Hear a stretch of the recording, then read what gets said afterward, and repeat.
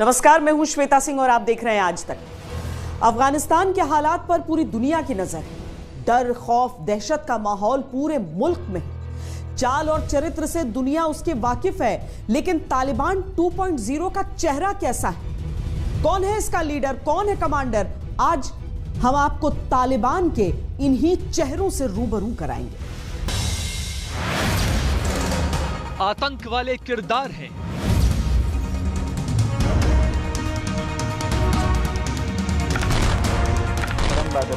हुकूमत का इरादा है,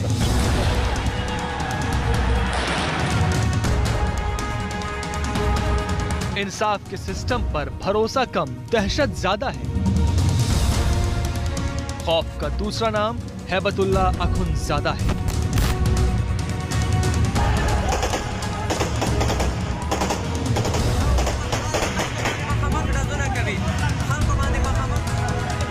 मचा हुआ गदर है, हौसले तितर बितर है, जान बचाने के लिए सब कुछ इधर उधर है।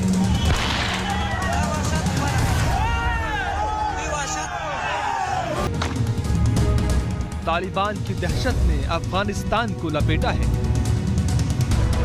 तब मुल्ला उमर का डर था, आज सामने उसका बेटा है।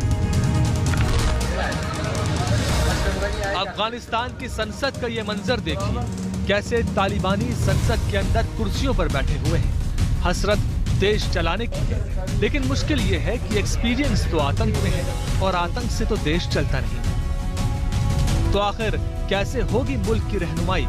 बंदूक के दम पर? कौन संभालेगा इसकी कमान?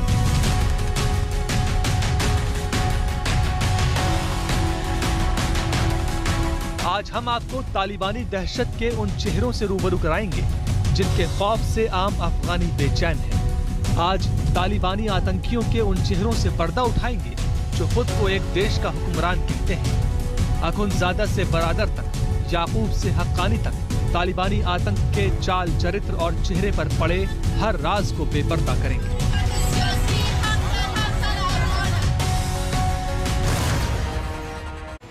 हैबतुल्लाह अखुंज़ादा, तालिबान का नंबर 1। तालिबान के अंदर जिसको अमीरुल मोमिनीन यानी ईमान वालों का लीडर कहा जाता है। तालिबान में अमीरुल मोमिनीन सिर्फ 3 लोगों को कहा गया, मुल्ला उमर, मुल्ला अख्तर मंसूर और उसके बाद अखुंज़ादा को। अखुंज़ादा मुल्ला उमर का सलाहकार रह चुका है। तालिबान के अंदर इस वक्त उसकी पैठ है और मुल्क में उसके नाम का खौफ।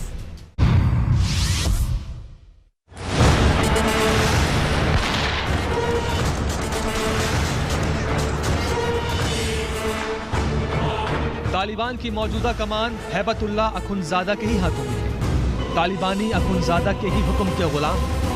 काबुल पर कब्जे के बाद अफगानिस्तान में तालिबान के हर एक्शन पर अखुंज़ादा की ही मुहर लगती है, चाहे वो धार्मिक हो, सामाजिक हो या फिर आतंक। अफगानिस्तान की आम जनता में खौफ का दूसरा नाम ही हैबतुल्लाह अखुंज़ादा है।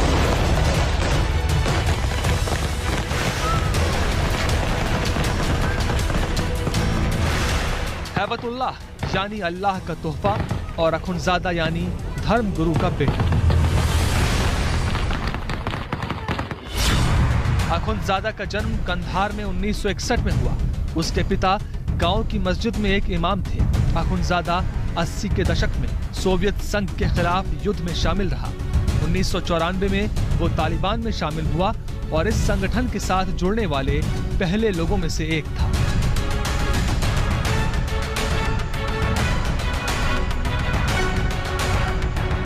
देखिए, आज के दिन जितने भी तालिबान लीडर्स के नाम उभर कर आ रहे हैं, उनमें 2 बातें कॉमन है। एक तो वो तकरीबन सारे के सारे पश्तून ट्राइब के हैं, जो अफगानिस्तान में 45% जिनकी आबादी।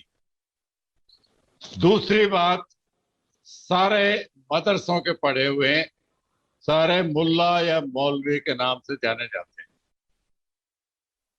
अखुंज़ादा भी उन्हीं में से एक है। वो उनके फादर अखुन, वो खुद एक मौलवी होते थे जिनकी मौत हो गई वायलेंस में, वो भी।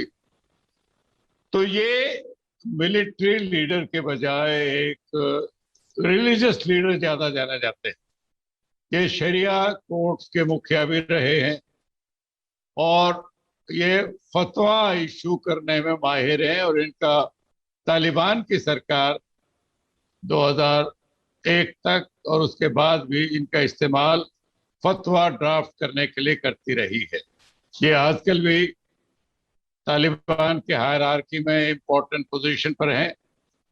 ये मिलिट्री अपने आप को सुप्रीम लीडर के नाम से जाना जाते हैं। 90 के दशक में तालिबान ने जब फराह प्रांत पर कब्जा किया तो अखुंज़ादा को उस प्रांत में जुर्म रोकने की जिम्मेदारी दी गई। 1996 में तालिबान ने जब पहली बार काबुल पर कब्जा किया तो अखुंज़ादा को अफगानिस्तान में इस्लामिक कानून लागू करने वाली कमेटी का सदस्य बनाया गया। 90 के दशक में ही अखुंज़ादा अफगानिस्तान में शरिया अदालतों का प्रमुख रहा। सरेआम सजाए मौत, चोरी पर हाथ काटने जैसी सजाएं अखुंज़ादा ही सुनाता था। Amir al-Mu'minin is our leader, religious leader, and also politics is part of the religion. So, but still, he wouldn't play the role of president. He would play more prominent role. आज भी धार्मिक मसलों पर तालिबान अखुंज़ादा को ही सुनते हैं। करीब 60 साल के मौलवी हैबतुल्ला अखुंज़ादा ने अपना ज्यादातर जीवन अफगानिस्तान में ही बिताया है। उसके क्वेटा में तालिबान के शूरा से भी नजदीकी संबंध रहे हैं। साल 2016 में जब अमेरिकी ड्रोन हमले में तालिबान का तत्कालीन सरगना मुल्ला मंसूर अख्तर मारा गया तो उसके बाद तालिबान की बागडोर अखुंज़ादा के ही हाथों में आ गई। पूर्व तालिबानी प्रमुख मुल्ला उमर की मौत के बाद तालिबानी नेतृत्व उसको दुनिया के सामने लाने से छुपा रहा था। इससे तालिबान के अंदर ही काफी गुटबाजी हो गई थी। टूटते हुए तालिबान को एक करने की जिम्मेदारी अखुंज़ादा ने उठाई और फिर अखुंज़ादा के तैयार किए हुए आतंकियों ने 4 से 5 साल के अंदर अफगानिस्तान सेना को आत्मसमर्पण करने पर मजबूर कर दिया।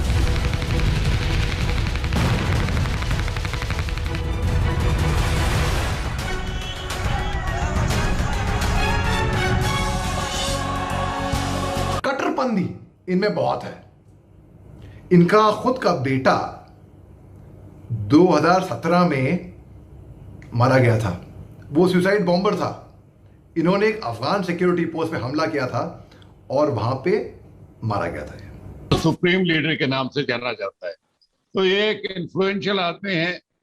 ये तकरीबन 61 साल की इनकी उम्र है, 61 या 60 साल की।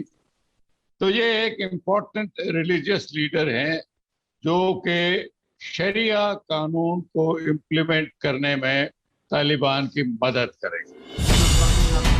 तालिबानी प्रमुख अखुंज़ादा की आतंकी संगठन अल-कायदा में भी काफी पैठ है। तालिबान चीफ बनने के बाद अखुंज़ादा ने अल-कायदा प्रमुख अयमन अल-जवाहिरी की सरपरस्ती और वफादारी हासिल की। जवाहिरी ने अखुंज़ादा को वफादारों का लीडर कहा। अल-जवाहिरी की तारीफ ने तालिबानी जिहादियों के बीच अखुंज़ादा का रुतबा बढ़ा दिया और इसके नेतृत्व की सर्व स्वीकार्यता और मजबूती मिली। मजहबी छवि होने की वजह से तालिबानियों पर इसकी अपील का बड़ा असर है। अभी तालिबान के राजनीतिक, धार्मिक और युद्ध के मामलों पर अंतिम फैसला अखुंज़ादा ही करता है। अखुंज़ादा इस्लामिक त्योहारों पर मजहबी तकरीरें भी करता है। अफगानिस्तान में काबुल के कब्जे की पूरी साजिश का सेहरा जिसे एक तालिबानी कमांडर के सिर पर बांधा जा रहा है वो है मुल्ला अब्दुल गनी बरादर कतर की राजधानी दोहा में बैठकर तालिबानियों को राजनीतिक रूप से नियंत्रित करता रहा है। माना जाता है कि अब्दुल गनी बरादर ने ही मुल्ला उमर के साथ तालिबान की नींव रखी थी।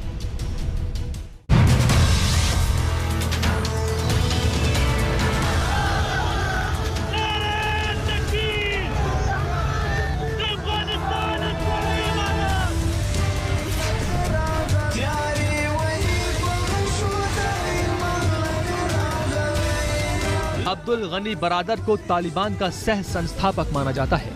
मुल्ला उमर और अब्दुल गनी ने मिलकर तालिबान आतंकी संगठन की नींव रखी। दोनों बचपन के दोस्त थे और मुल्ला उमर ने ही अब्दुल गनी को बरादर का लक़ब दिया, जिसका मतलब होता है भाई।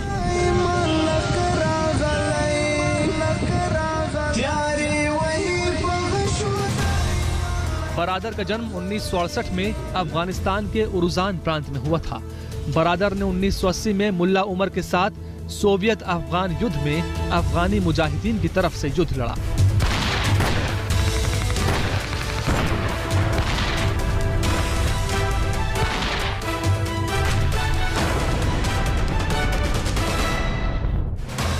एक अनक्लासिफाइड यूएस डॉक्यूमेंट के मुताबिक बरादर तालिबान का deputy chief of army staff रह चुका है, जबकि इंटरपोल के मुताबिक बरादर तालिबान का रक्षा मंत्री कहलाया जाता था। 1990 के दशक में जब अफगानिस्तान गृह युद्ध की आग में जल रहा था, तो बरादर ने मुल्ला उमर के साथ मिलकर तालिबान को खड़ा किया। मुल्ला बरादर की जवानी कंधार में ही गुजरी थी, जहां पर तालिबान पनपा है। अब्दुल गनी कंधार के रहने वाले हैं। इन्होंने और मुल्ला उमर और दो और चारों ने मिलकर तालिबान की स्थापना की थी 1994 में। यह भी माना जाता है कि ये और मुल्ला उमर दोनों रिश्तेदार भी थे, दोनों की वाइफ आपस में सिस्टर हैं।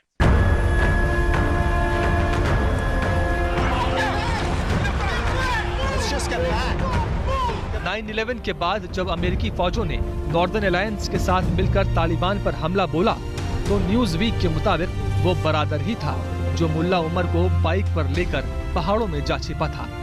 एक रिपोर्ट के अनुसार 2001 में जब 9/11 के बाद मुल्ला बरादर तालिबानी आतंकियों के एक छोटे से समूह के साथ तत्कालीन अफगान नेता हामिद करजई के साथ समझौता करने भी गया था, लेकिन बात बनी नहीं। ये जो करजाई अफगानिस्तान के पहले प्रेसिडेंट थे,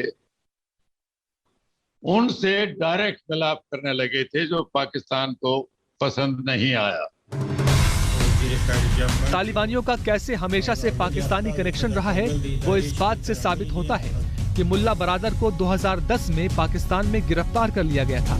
पाकिस्तान की सरकार ने उसे लंबे समय तक जेल में रखा, लेकिन 2018 में अमेरिका के दबाव में पाकिस्तान ने उसे रिहा कर दिया। 8 फरवरी 2010 को मौलाना बरादर को पाकिस्तान ने गिरफ्तार कर लिया, अरेस्ट कर लिया, क्योंकि जो इनकी हरकतें थी वहां पे, उसकी वजह से। खैर, ये जेल में रहे 2018 तक, और 24 दिसंबर 2018 को सलमे खलीलजाद, जो कि यूएन के रिप्रेजेंटेटिव हैं फॉर टॉक्स फॉर रिकंसिलिएशन, उनके एनवॉय, उनकी इंटरफेरेंस से इनको वहां से रिहा कर दिया गया था। इसके बाद मुल्ला बरादर कतर चला गया। यहाँ पर इसे तालिबान का राजनीतिक नेता नियुक्त किया गया। तालिबान ने यहाँ पर अपना दफ्तर बनाया और यहीं से मुल्ला बरादर अमेरिका और पाकिस्तान से राजनीतिक समझौते कर रहा था। 29 फरवरी 2020 को US secretary of state Mike Pompeo और अब्दुल गनी बरादर ने दोहा में एग्रीमेंट ऑफ पीस पर हस्ताक्षर किए थे।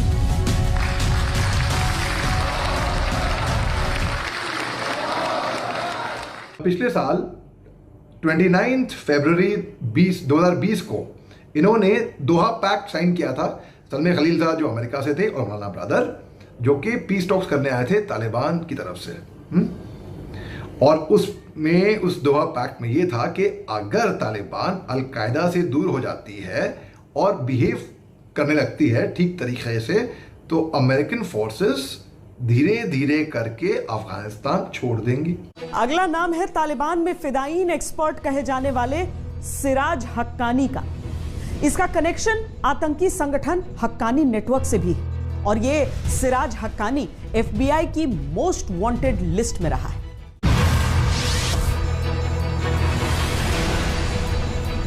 अजीब कशमकश है, जिसका नाम एफबीआई की मोस्ट वांटेड लिस्ट में रहा, वो अमेरिका के ही अखबार में आर्टिकल भी लिखता है।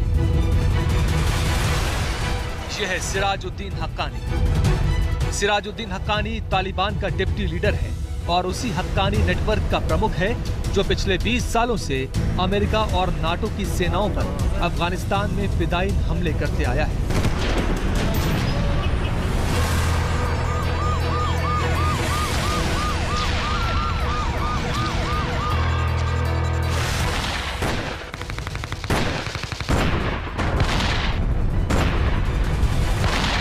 सिराजुद्दीन हक्कानी सोवियत संघ के खिलाफ लड़ने वाले अहम कमांडरों में से जलालुद्दीन हक्कानी का बेटा है।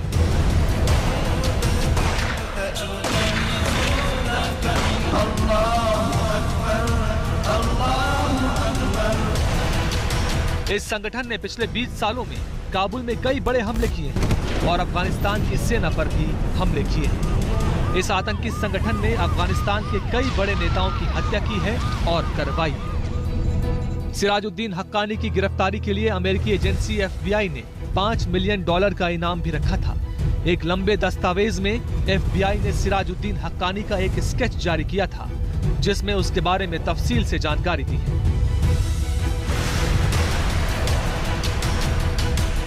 हक्कानी पर 14 जनवरी 2008 को काबुल के एक होटल में धमाका करवाने का आरोप है, जिसमें एक अमेरिकी नागरिक समेत 6 लोग मारे गए थे।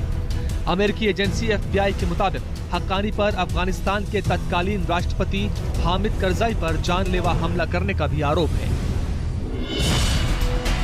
हक्कानी का बचपन उत्तरी वजीरिस्तान में गुजरा था। अमेरिकी और सोवियत फौजों के खिलाफ जंग में हक्कानी शामिल हुआ।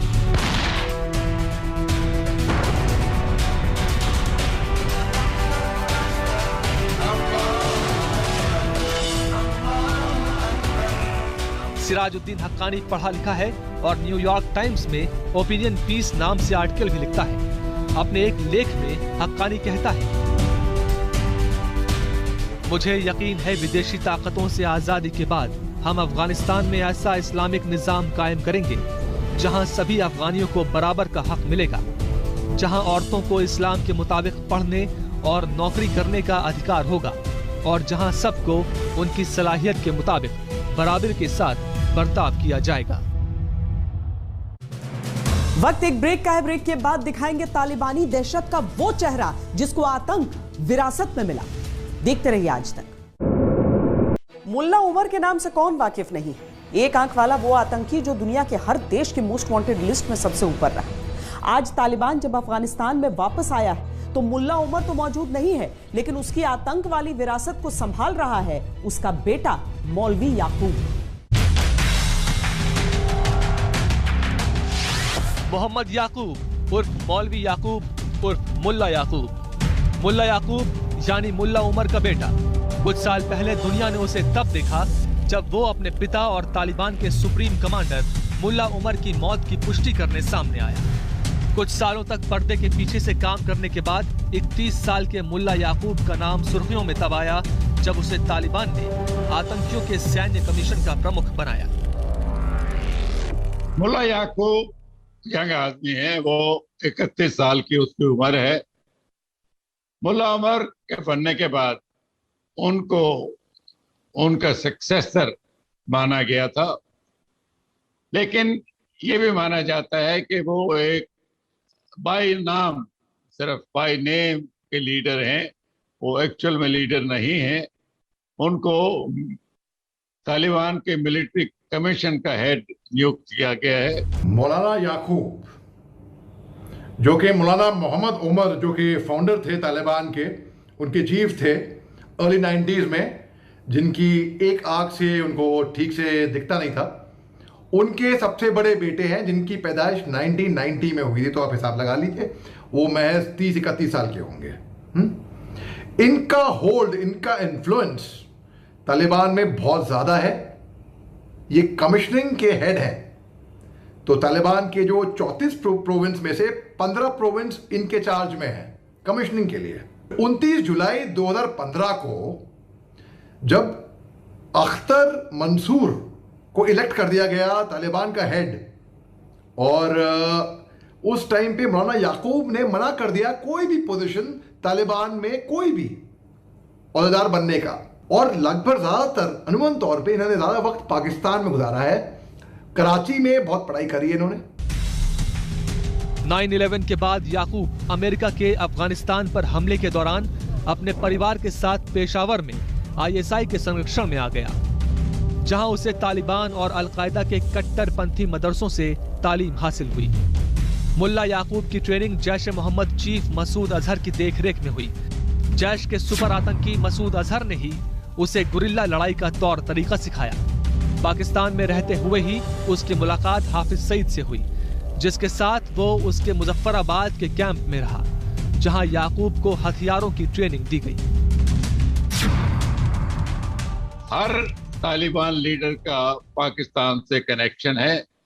पाकिस्तान उनकी मंशा रही है, उनकी सिक्योरिटी और फॉरेन पॉलिसी रही है कि वो किस तरीके से भारत को डिस्टेबलाइज करे। इसलिए वो आतंकवाद को अपनी पॉलिसी का एक हिस्सा बना के चले और उसमें उन्होंने उन आतंकवादियों का साथ दिया है और लिया है जो अफगानिस्तान में थे। सोवियत यूनियन जाने के बाद 1990-91 में भी कश्मीर में आतंकवाद बहुत बढ़ा था, उसमें पाकिस्तान का पूरे तरीके से हाथ था। वो हाथ अभी भी है। हक्कानी नेटवर्क उनके सबसे ज्यादा करीब माने जाते हैं। मुल्ला उमर का बेटा होने की वजह से याकूब के रिश्ते सऊदी अरब के राज परिवार से भी अच्छे हैं। उसे सऊदी अरब का पूरा समर्थन हासिल है। कहा जाता है जिस धन की जरूरत तालिबान को है वो उसे सऊदी अरब से मिलता है।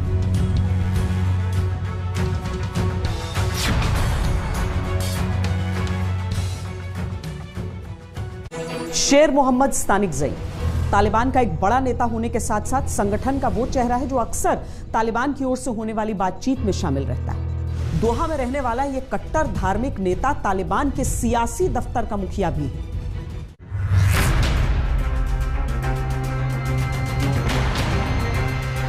अफगानिस्तान पर तालिबान के कब्जे के बाद से उसके नेताओं और कमांडरों की चर्चा पूरी दुनिया में हो रही है, लेकिन सबसे ज्यादा चर्चा एक ऐसे खूंखार कमांडर की हो रही है जिसने भारत में इंडियन मिलिट्री एकेडमी से सैन्य ट्रेनिंग ली है और आज की तारीख में तालिबान का सबसे खतरनाक कमांडर माना जाता है। जिस कमांडर को तालिबान शेर मोहम्मद अब्बास स्तानिकज़ई के नाम से जानता है, भारत में उसके बैचमेट इसे शेरू कहते थे। See, we are from the December 82 batch, the 71 regular. In IMA, we had Abdul Sami, Mohammad Yunus, Akbar Khan, and the famous Sher Mohammad Abbas, 4 German cadets who were cosmates. Sher Mohammad Abbas was in Kiran company, Bhagat battalion, not mine, not my company. But I saw him on and off. Those who were from Kiran company, what I've come to know was that he was a little bit lazy and easygoing. His cabin, person who used to stay next door said his cabin always used to be untidy and unkept, and he used to skip a lot of things. He would fail in his tests. Basically, just managed to sail through IMA. Our best to get together and find a solution for the future of our country. स्तानिकज़ई Taliban का प्रतिनिधित्व करते हुए कई देशों की यात्रा भी कर चुका है, साथ ही कई देशों से बातचीत में भी हिस्सा ले चुका है। तालिबान जानता है कि देश चलाने के लिए सरकार बनानी पड़ेगी। सरकार बनाने के लिए ऐसे लोगों को दुनिया के सामने लाना होगा जो पढ़े लिखे हों, अंग्रेजी में बात कर सकते हों। इस पैमाने पर तालिबानी संगठन में एक ही शख्स फिट बैठता है, शेर मोहम्मद स्तानिकज़ई।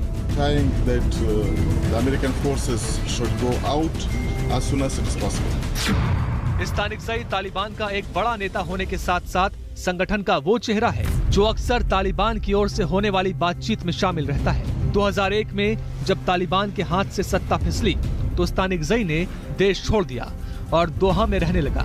कट्टर धार्मिक नेता स्तानिकज़ई 2015 में दोहा में मौजूद तालिबान के सियासी दफ्तर का मुखिया भी बना। वो अमेरिका के साथ हुए समझौते में भी शामिल था और कई देशों में तालिबान की नुमाइंदगी करता रहा। वो इंडियन मिलिट्री एकेडमी में ट्रेनिंग पाए हुए, तो उनकी काबिलियत औरों से अलग ये है कि वो अंग्रेजी अच्छी बोलते हैं। वो पहले अमेरिका भी गए थे जब क्लिंटन थे और उन्होंने कहा था कि आप हमारी सरकार जो तालिबान की उसको मान्यता दे दें। वो उज्बेकिस्तान में भी गए हुए हैं, वहाँ मिले थे पॉलिटिकल लीडर से, इंडोनेशिया में भी घूमे हुए हैं। तो वो एक किस्म से इनके रोविंग एम्बेसडर हैं जो लोगों से जाके मिलाप करते हैं और वो अच्छी ट्रेंड है। उन्होंने जाके अपने तालिबान वगैरह को ट्रेनिंग भी दी है क्योंकि इंडियन मिलिट्री एकेडमी की ट्रेनिंग पाए हुए। 1963 में अफगानिस्तान के लोगार सूबे में पैदा हुए स्तानिकज़ई के काफी पढ़े लिखे होने की वजह से अपने संगठन में अलग ही इज्जत है। उसने राजनीति विज्ञान में एमए किया है। वो पाकिस्तान की खुफिया एजेंसी ISI से भी जुड़ा रहा है।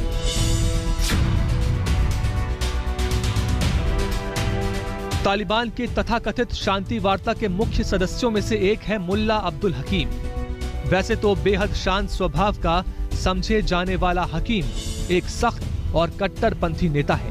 तालिबानी शासन के दौरान अब्दुल हकीम तालिबान के मुख्य न्यायाधीश की भूमिका में रह चुका है। तालिबानी आतंकियों की धार्मिक स्कॉलर्स की शक्तिशाली परिषद का मुखिया है। जानकारों का कहना है कि तालिबान सरगना हैबतुल्लाह अखुंज़ादा अब्दुल हकीम हक्कानी पर सबसे ज्यादा भरोसा करता है। आतंक के सौदागर अब आतंक के जामे की जगह सियासत के मैदान में आकर खेलना चाहते हैं तो जाहिर है एक मुखौटा भी चाहिए, कोई बात रखने वाला भी चाहिए। आइए एक नजर तालिबानियों के प्रवक्ताओं पर डालते हैं।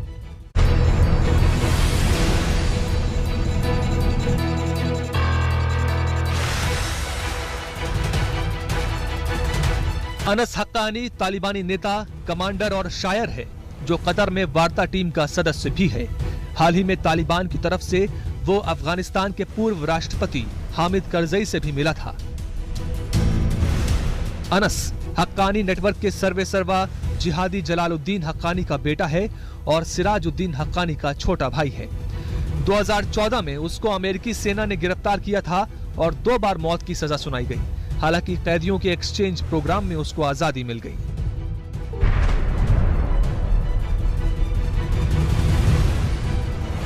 सुहेल हाशमी तालिबान का मौजूदा प्रवक्ता है जो मीडिया से बात करता है। सुहेल पाकिस्तान में मौजूद अफगान एम्बेसी में बतौर डिप्टी एम्बेसडर काम कर चुका है।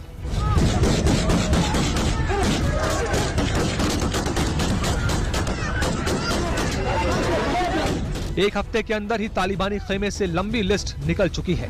इरादा सरकार बनाने का है, लेकिन इस सरकार में किसका दामन कितना साफ है ये किसी से छुपा नहीं है।